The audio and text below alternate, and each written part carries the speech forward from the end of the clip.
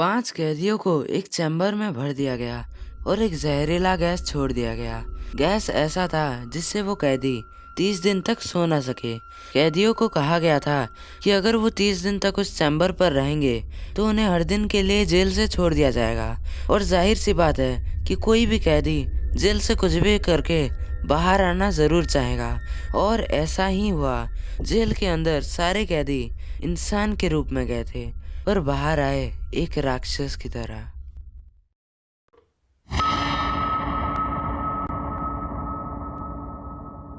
ये बात है 1940 की, जब 5 कैदियों को एक गैस चैम्बर में रखा गया, ये लालच देकर कि 30 दिन बाद उनको छोड़ दिया जाएगा।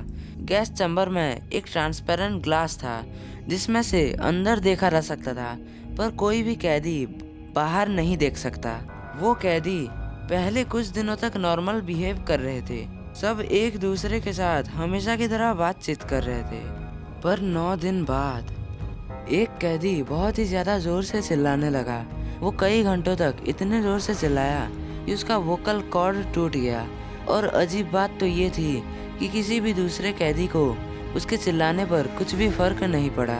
वो कैदी पैरालाइज हो गया। जब कुछ दिन बाद दूसरा कैदी चिल्लाने लगा तब बाकी के कैदियों ने उस चैम्बर के उस ट्रांसपेरेंट ग्लास को अपने एक्सक्रिएट से बंद करना शुरू कर दिया, जिससे कि रिसर्चर अंदर नहीं देख सकते थे। कुछ दिन बीतने के बाद कुछ रिसर्चर्स ने अंदर का माहौल को परखने का सोचा। उस गैस चैम्बर में मौजूद एक डिवाइस से उनको पता चला कि सारे कैदी जिंदा हैं। 6 दिन बाद सारे रिसर्चर्स ने सोचा कि क्यों ना गैस को बंद कर दिया जाए। पर चौंकाने वाली बात तो ये थी कि उन कैदियों ने खुद गैस को बंद करने से मना कर दिया। जब रिसर्चर्स ने अंदर झांका तो पता चला कि सारे कैदी खुद का ही मांस खा रहे थे। यहाँ तक कि उन्होंने अपने शरीर के इंटरनल पार्ट्स को भी खाना शुरू कर दिया था। चैम्बर के अंदर 10 सेंटीमीटर तक खून और पानी गिरा हुआ था। रिसर्चर्स ने सोचा कि उन कैदियों को हॉस्पिटल में भेज देना चाहिए। अगर कैदी ठीक हो जाएंगे तो उनको वापस से उस चैम्बर में भर दिया जाएगा। पर किसी कारण के चलते उन कैदियों पर बेहोशी की गोलियों का असर ही नहीं हुआ। ऑपरेशन के दर्द से सारे कैदी चिल्लाने के बजाय हंस रहे थे।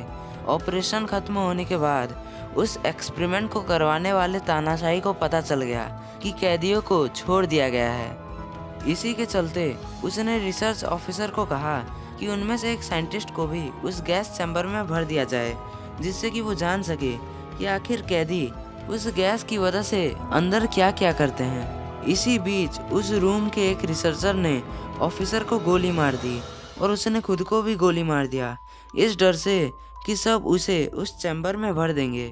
उस लैब का कोई भी साइंटिस्ट नहीं चाहता था कि वो उन कैदियों के साथ रहे और इसी तरह उस रूम में सबकी मौत हो गई।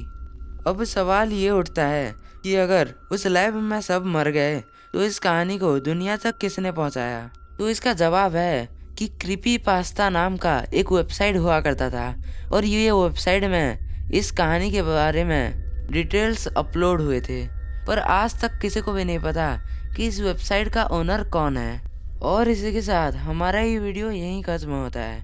वीडियो अगर पसंद आया तो वीडियो को लाइक करना मत भूलिएगा और चैनल को सब्सक्राइब करके सब्सक्राइब के बगल वाले बेल आइकॉन को ऑल पे सेट करना भी मत भूलिएगा। और ये प्रोसेस बिल्कुल फ्री होता है। हम मिलेंगे ऐसे ही एक मज़ेदार और मिस्टीरियस वीडियो के साथ। Savannah, I'm coming home. Savannah, we'll never be alone. Savannah, the beauty of the world. Savannah.